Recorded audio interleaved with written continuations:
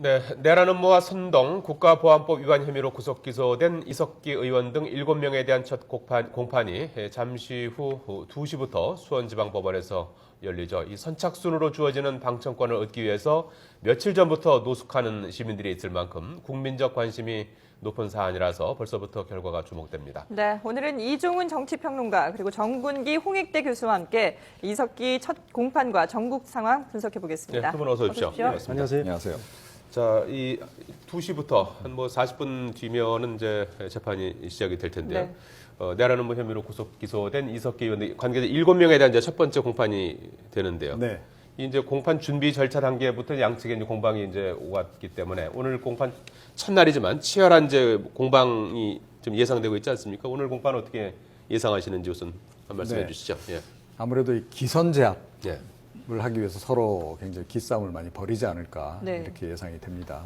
아무래도 전체 그 재판의 어떤 큰 틀을 자기 주도적으로 가져가기 위해서 그런 방향으로 일단은 좀 기싸움을 세게 좀 벌이지 않을까 이렇게 여겨지네요. 예, 기싸움이다. 예, 잘 보신 것 같아요. 예.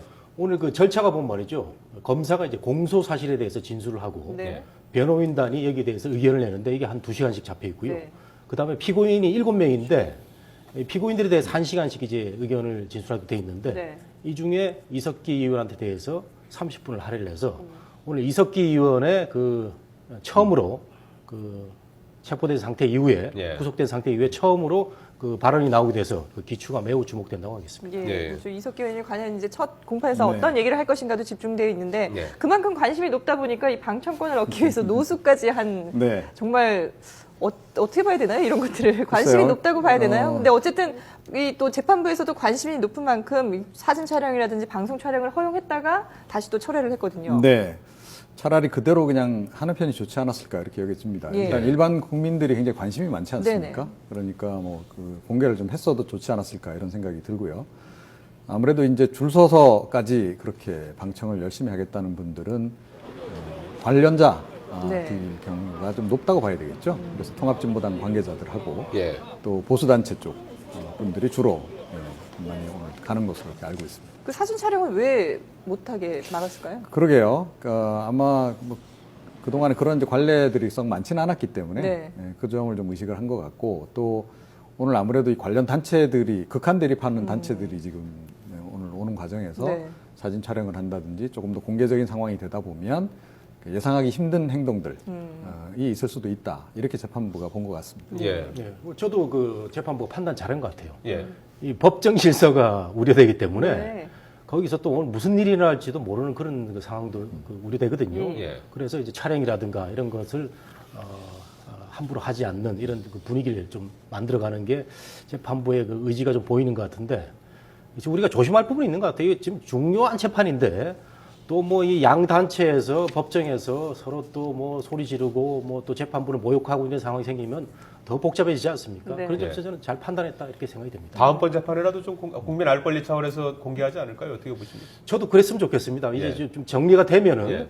알 권리 차원에서 좀 공개도 하고 언론인들한테 대한 많은 또 그 공개를 해야 되겠습니다. 예, 예. 오늘은 좀 과일이 됐으니까 그랬다 하더라도요. 그러면 이번에 그 이석기 공판의 주요 사항을 좀 정리해 보도록 하죠. 네. 예. 제가 그래픽으로 정리를 해놨는데요. 예. 자, 재판은 11월 한 달 동안만 모두 11차례 집중 심리를 예, 하는 그렇습니다. 방식으로 매주 했습니다. 수요일을 빼고 일주일에 4번씩 11차례 집중 심리가 벌어지고요. 그리고 증인이 이 녹음 파일 제공자를 포함해서 모두 81명입니다. 상당히 많은 수죠. 그리고 또 공안통 검사와 진보 대변인의 격돌로 볼 수가 있는데요. 이 8명의 전담 수사팀과 또 이정희 통합진보당 대표 등 20여 명으로 구성된 대표인단 간의 치열한 논리 싸움이 예상이 됩니다. 네. 지금 그 이석기 공판의 쟁점이 뭐 한 2가지 정도로 지금 압축되고 있는 상황 네. 아니겠습니까? 그 중에서도 가장 큰 쟁점은 역시 이제 그 아로 혁명 조직에서 나온 그 이제 그 대화 내용, 네. 그 녹취록. 이 녹취록의 증거 능력 채택 여부가 이제 가장 그 초미의 관심사인데 네. 어떻게 될까요? 어떻게 보십니까? 네, 이제 그건 이제 재판부가 판단을 내리게 될 것으로 이렇게 생각이 되고요. 예. 그러니까 이번에 이제 증인 가운데 그 녹취록 제공자가 포함이 돼 있습니다. 예. 보통은 이제 이런 그 자료를 제공했을 경우에 그 정보 제공자들은 숨기기 마련인데 이번 같은 경우에는 이제 좀 공개가 되는 결과가 예. 되는 거죠. 그렇게밖에 할 수밖에 없었던 그런 좀 저간의 좀 사정이 있는데요. 사실은 그 국정원 수사 그리고 그 검찰 수사 과정에서 그 국정원이 초기에 밝혔던 그 혐의 내용 이상의 내용을 증거들 특히 네. 이를 제공하는데 확보하는데 사실은 실패했다는 것을 반증하는 거다 이렇게 좀 볼 수 있습니다. 저희가 그 양쪽의 그 쟁점 사항들 의견을 정리를 해 놓은 게 있는데요. 한번 보고 네. 정 교수님 얘기를 네. 더 듣도록 하겠습니다. 그 양쪽의 쟁점 사항들이 일단은 지금 이석기 의원과 아로와의 관계에 대해서도 지금 또 좀 밝혀야 되는 부분이 있는데요. 예. 일단 먼저 비디오 파일을 한번 볼까요? 네.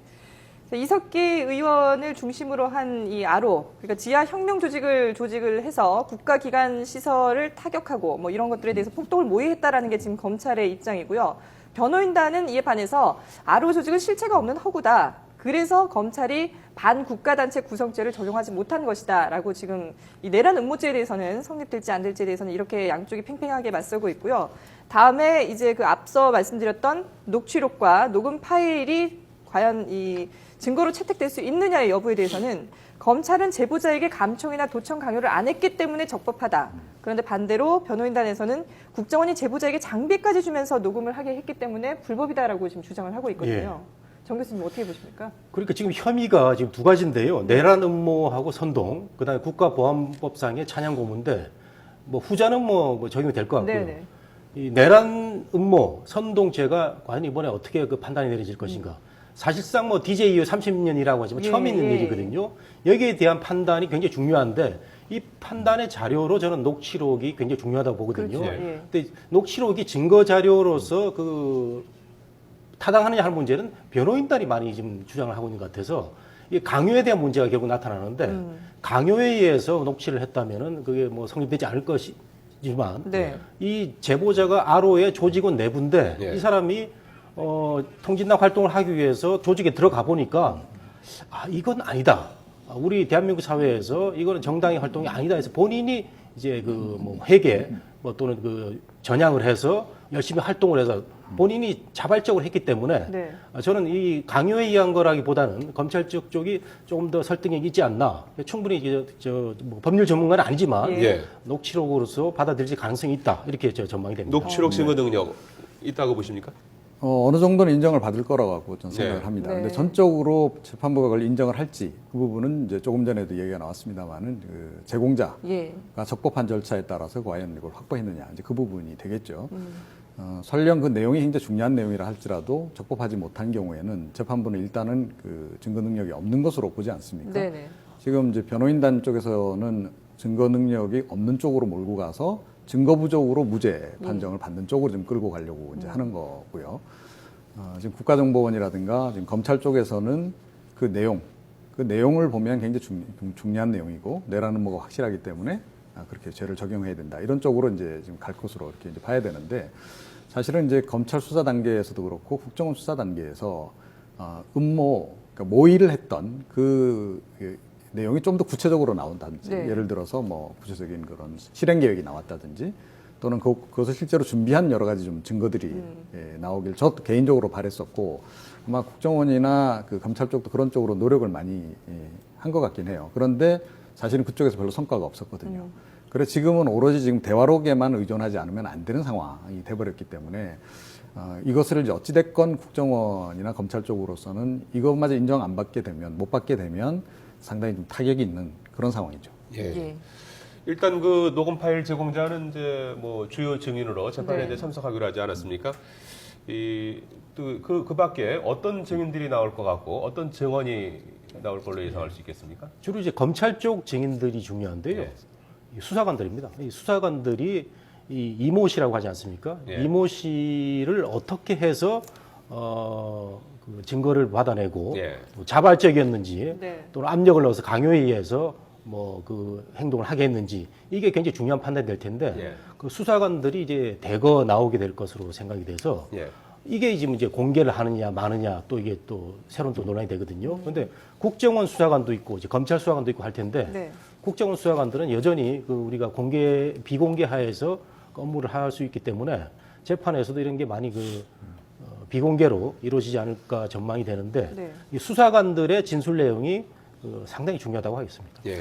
사실은 이제 제가 이제 이 이슈가 처음에 터졌을 때 그러니까 그런 얘기를 제가 했습니다. 그러니까 종북 세력 반드시 이번에 척결해야 되는데 처음에 최초에 국정원이 제기한 그 혐의 또 증거 자료들도 굉장히 좀 부족한 부분이 있었고 그래서 과연 이번에 정리를 할 수 있을까 좀 의문이다 이런 그 말씀을 드린 적이 있는데 이번에 증인이 많다는 것이 사실은 그런 부분에 대한 우려를 더 증폭시키는 그런 부분입니다. 뭐냐 하면 증거가 확실한 증거들이 많았으면 그렇게 증언에 의존할 필요가 별로 없는 거죠. 그 수사의 기본은 그거 아닙니까? 네. 예. 그 빼도 박도 못하는 증거들을 확보해서 그 피고인으로 하여금 빠져나가기 힘들게 만드는 것. 그런데 이번 같은 경우에도 조금 전에 말씀하셨듯이 수사관들이 대거 들어가 있다는 거죠. 네. 근데 그 사람들의 증언에 의존해야 한다는 그런 상황 자체가 저는 좀 굉장히 좀 많이 안타깝다. 이런 생각을 좀 많이 하고 있고요. 네. 만약에 이런 부분에서 뭐 여러 가지 증언이 물론 검찰이나 국정원에게 유리한 쪽의 증언들을 많이 하겠지만 재판부가 그 증언을 또 액면 그대로 또 받아들이기는 어려운 거거든요. 또 가감해서 볼 수밖에 없는 거고 이런 상태에서 만약에 대화록조차도 그러니까 그 녹취록조차도 네. 증거 능력으로 인정을 못 받을 경우에는 그 국정원이 굉장히 좀 민망해지는 상황이 올 수도 있는 거죠. 예. 그런데 반대 해석도 가능합니다. 이 증인이 많다는 것은 그만큼 이 검찰이나 이쪽에서 의혹이 있기 때문에 네. 많이 그 신청을 하는 방법이 되는 거고요. 그 증인이 많다는 것을 그 이 증거가 부족하기 때문에 이렇게 해석하는 것도 그 어떻게 보면 굉장히 무리한 그런 얘기들 수 있습니다. 그건 뭐 차차 좀 시간이 지나면 이제 규명이 되겠죠. 예. 네. 그러면은 두 분이 생각하시기에 그 신문 방식에 대해서는 어떻게 보십니까? 이 검찰 쪽에서는 비공개로 하자 그러고 변호인단은 공개로 하자라고 지금 요구를 하고 있거든요. 이건 어떻게 해야 되죠? 지금 이 재판이 공안 사건입니다. 예. 공안 사건이기 때문에 증거가 부족할 수밖에 없는 거고요. 그래서 증인도 많을 수밖에 없고 그렇다 보니까 재판에서 여러 가지 어려움이 있는데 또 증인을 보호해야 되는 또 그 재판부의 그 생각이 증인 있어요. 보호 차원에서 그렇죠. 네. 그런 점에서도 이제 비공개를 해야 되고 증인의 대부분이 국정원 수사관들일 걸로 이제 나와 있는데 네. 그럼 당연히 증인들 보호해야죠. 보호해야 되고 그 이모 씨라는 사람도 조직을 그 우리가 속된 말로 배신을 하고 이제 제보를 한 셈 아닙니까? 그러면 네. 어떻게 보면 생명의 위협도 느낄 수 있는 그런 상황이거든요. 그런 점에서는 우리가 제보자도 보호해야 되고 우리가 그 언론에서도 그 제보자들 철저히 보호하지 않습니까? 딥스로트라고 그래가지고 끝까지 보호하는 그런 그 관행이 있는데 이 재판 같은 데서 특히 더 신중을 기해야 되겠죠. 예. 비공개가 나을 것 같다. 글쎄요, 전 조금 달리 생각합니다. 그러니까 그 지난번에 그 국정조사 과정에서도 그게 사실은 논란이 되지 않았습니까? 네. 국정원 직원들 얼굴 노출된다 그래가지고 칸막이도 예, 치고 예. 뭐 이렇게 했었는데 그런 방식을 택할 수도 있겠죠. 그러니까 그거보다는 사실은 이번 사건 같은 경우에는 국민의 알 권리가 굉장히 중요하다 그렇게 생각을 합니다. 그래서 그런 측면에서 법원이 처음에 사실은 그래서 공개를 결정했던 부분이 분명히 있지 않습니까? 그래서 그런 차원에서 차후에라도 이거는 이제 좀 공개를 하는 것이 좋겠다. 요즘은 다 동영상으로 촬영해가지고 바깥에서 볼 수 있게끔 그렇게 법원에서 조치들을 많이 취하고 있거든요. 네. 그런 것들은 좀 필요하겠다 이런 생각을 합니다. 예. 네. 자, 이번 공판에서 이제 주목되는 것 가운데 하나가 이제 이 통합진보당의 이제 그 정당 해산과 이제 또 연결되는 문제이기도 한데 예. 이 이석기 의원의 혐의가 입증이 되고 이것이 이제 통진당과의 어떤 연관성까지 연결이 되면 통진당은 이제 뭐 해산 절차에 들어갈 가능성도 있는데 그 연결 가능성에 네. 대해서는 어떻게 보십니까? 사실은 통합진보당의 정당 해산과 관련해서 이번 재판이 굉장히 중요하죠. 예. 만약에 이번 재판이 무혐의로 해서 무죄로 결론이 나버리게 되면 통합진보당 해산도 추진하기가 어려워지지 않겠습니까? 예. 당연히 네. 상식적으로 그런 것이고요. 이번에 유죄로 사실은 결론이 나더라도 또 밝혀져야 될 부분은 이른바 아로 조직하고 통합진보당하고의 상공관계거든요. 예. 그리고 이번에 유죄로 또 판정이 나더라도 처벌의 수위가 있지 않습니까? 네. 처벌의 수위가 재판부가 굉장히 위중하다라고 볼 수도 있고 이 정도는 그냥 자기네들끼리 이야기한 정도에 불과하다. 이 두 가지 가능성이 지금 아직 남아 있는 상태거든요. 만약에 이거를 경미한 처벌을 했을 경우에는 그 건을 가지고 그럼 통합진보당의 정당 해산이라고 하는 사상 초유의 일까지 과연 해야 되느냐 하는 부분에 대한 논란이 또다시 불거질 가능성이 높고 정당성도 조금 떨어지는 그런 측면이 분명히 있는 거죠. 예. 지금 검찰 수사 이번에 기소 과정을 보면은 통진당하고는 직접적인 연계는 안 돼 있는 것 같아요. 예. 처음에는 당초 언론 보도에는 뭐 김미 의원하고 김재현 의원을 가가지고 같이 아로 조직에 연루된 것처럼 그게 보도가 됐었는데 네. 나중에 나온 걸로 봐서는 그게 아닌 걸로 되는데 저는 이제 통진당 사람들의 이 그 자세가 좀 문제가 있다고 생각합니다. 예. 그렇다면 이석기 의원에 대해서는 분명한 선긋기를 하고 국민들에 대해서 그 대유감 성명을 한 다음에 네. 본연의 길을 가야 될 텐데 여전히 이석기 의원을 싸고 도는 듯한 이런 느낌을 주기 때문에 이런 그 의구심이 계속 나오는 거거든요. 그래서 뭐 최근 보도에 따르면 이석기 의원의 경호조가 뭐 설악산에서 뭐 1박 2일 동안 뭐 그 활동한 이런 그 얘기도 나오고 하는데 예. 그 이석기 의원을 그 수령화 해가지고 하는 그 이런 그 모습들에 대해서 통진당 사람들은 뭐 몰랐더라면 분명히 성급히 해야 되는 거죠. 그러니까 이런 문제가 있는 거죠. 이게 뭐냐 하면 지난 그 총선 때 그 통합진보당이 13% 정도 득표를 했습니다. 이게 한 500만 표가 좀 넘거든요. 자, 그러면 그 사람들이 다 종북이냐 하는 겁니다. 그건 분명히 아닌 거죠. 그리고 통합진보당의 핵심 세력, 주력분, 특히 그 상층부를 형성하고 있는 사람들이 종북인 건 맞습니다. 예, 그건 뭐 이미 다 정치권에 다 널리 알려져 있는 사실이고. 근데 그렇다고 해서 통합진보당을 지지하는 그러니까 이른바 그 평당원, 예. 일반 당원들이 다 종북이냐? 그건 아니다라는 거죠. 그 안에서도 사실은 노선 갈등이 계속 있어 왔고, 네. 그렇습니다. 그래서 그런 측면에서 잘 이걸 좀 가려내는 것이 좀 필요하다. 그냥 무작위로 해서 다 무조건 정당 해산으로 하고 이렇게 하는 것보다는 네. 조금은 가려가면서 하는 것이 좋겠고 또 정당 해산으로 최악의 경우에 가게 되더라도 그러니까 명확한 증거를 갖고 하지 않으면 두고두고 이건 논란거리가 되고 사실은 그 집권 여당이나 청와대한테도 그건 두고두고 네. 부담으로 갈 수 있는 예, 문제고. 근데 이종훈 평론가 말씀이 그 맞는데 한 가지 이제 그 오류 있으신 말씀을 좀 한 게 통진당이 13%를 득표를 했다. 이게 순수하게 13%가 아닙니다. 이게 저 후보 단위라 해가지고요. 민주당 표, 새누리 싫어하는 사람들 표 다 긁어 모아가지고 부풀려진 거죠. 예. 과정이 된 겁니다. 그런 점에서 여기서 한참 더 덜어내야 되는 겁니다. 그 덜어내고 그 안에서 또 종북하고 종북이 아닌 사람을 갈아내요. 그래서 지난번 이 야권 단일화가 이렇게 이게 잘못됐다는 게 이 13%의 득표 사례에서 나타난 거죠. 그러니까 이제 이런 거죠. 그러니까 요즘에 이제 통합진보당 지지율이 뭐 1.3% 뭐 이렇게 나오죠. 그러면 그 이제 인구수로 대략 보게 되면 한 50만 명 정도 되는데 그럼 50만 명이 다 종북이냐 네. 하는 부분을 마찬가지로 따져봐야 되는 것이죠. 네. 네. 어쨌든 그 통합진보당 안에서도 노선 갈등이 있기 때문에 이걸 네, 분리할 그렇습니다. 필요는 있다라는 말씀이시네요. 네. 자, 오늘 그 야권 연석회의, 야권 연대가 이제 출범하지 않았습니까? 네. 그 뭐 안철수 의원이 일단은 뭐 참여는 이제 했고 출석은 했고 이제 뭐 그 외에는 다른 어떤 그 부분에 있어서는 또 한 발 빼는 그런 입장을 이제 보였는데 네.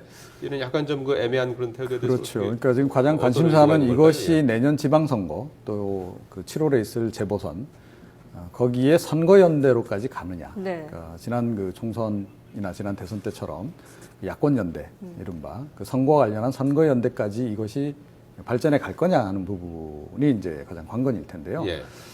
이 부분은 아마 민주당도 그렇게 선거연대로 바로 가는 부분에 대해서 상당히 부담감을 느낄 거다. 저는 그렇게 생각을 합니다. 왜냐하면 이게 잘못 휩쓸려 가게 되면 어찌됐건 선거연대를 누군가 주도하는 형국이 될 수밖에 없는데 네. 만약에 안철수 신당이 주도하는 형국이 돼버리게 되면 민주당은 완전히 그 뒷좌석으로 밀려나게 되는 상황이 올 수도 있는 거거든요.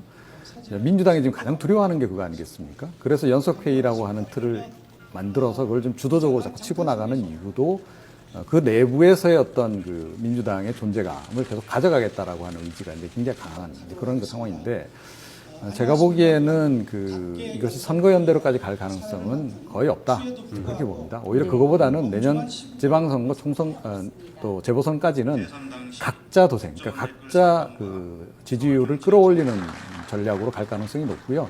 그 이후에 그 연대를 하더라도 선거연대를 할 가능성이 높지 않나 이렇게 생각을 합니다. 예, 그 뭐 맞는 말씀인 예. 것 같고요. 근데 오늘 저는 저 장면을 보면서 우리 야권이 역시 그 방향을 잘못 세우고 있다. 이 새누리 독주를 견제를 해야 되는데 예. 신야권연대 특검을 이제 고리로 해가지고 예. 한데 모였는데 말이죠. 물론 이제 말씀하신 대로 앞으로 사안별로 안철수 의원이 아주 약아서 사안별로 하겠다 이렇게 해서 이제 독자적인 방향을 열어놓고는 있지만 네. 우선 그 상징적인 저런 그 사진의 모습을 볼 때 뭔가 좀 구태연하고 시민사회 진영을 함께 묶었단 말이죠. 근데 예. 시민사회 진영을 보니까 여기 함세웅 신부 나와 계시고 백낙천 교수 이런 분들 나와 있는데 저 시민사회 진영이 대표성이 과연 있느냐. 저 학교 다닐 때도 저분들 있었거든요. 예, 예. 그래서 이 시민사회 진영의 외연도 더 확장할 필요가 있고 이런데 안철수 의원이 이 새누리 쪽에 중도 보수 쪽을 좀 더 끌어와서 새로운 제3위를 가야 될 텐데 이 또 제2의 야권연대라는 틀 속에서 과연 어떻게 새 정치를 할 것인지 또 민주당은 이 야권연대 속에서 어떻게 자기의 독자 생각할 것인지 참 걱정이 되면서도 네. 예. 이 야권이 잘 돼야 이 나라가 잘 되는데 예. 항상 걱정을 많이 해봅니다. 예. 네. 예. 자, 이종훈 정치평론가, 정군기 홍익대 교수였습니다. 두 분 고맙습니다. 고맙습니다. 감사합니다.